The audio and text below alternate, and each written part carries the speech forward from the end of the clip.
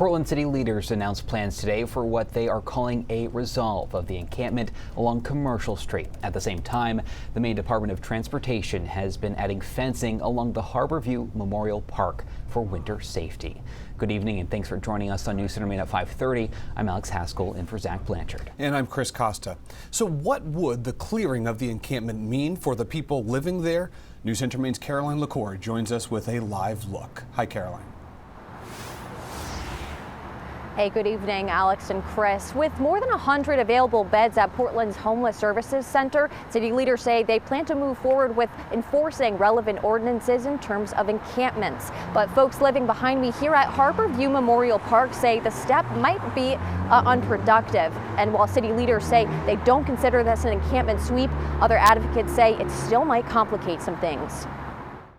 I wish they would understand how it feels to be living outside. Between a rock and a hard place. That's how many people feel living in the encampment at Harborview Memorial Park. I have a little dog and they don't allow them to go into the shelter unless it's a service dog. Since the recent opening of the Homeless Services Center in Portland, Erica Matthews says many people have been encouraging her and others to use its services, but she says it's not that simple. It's like a child, you know?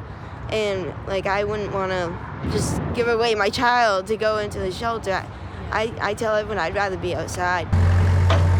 But due to safety concerns, the city of Portland is continuing to work with the Department of Transportation to clear portions underneath the Casco Bay Bridge and to encourage others to seek emergency shelter. Right now, there are more than 100 open beds at HSC and more than 100 tents in the encampment, according to city data. The language the City Hall is using is absolutely, unarguably a sweep.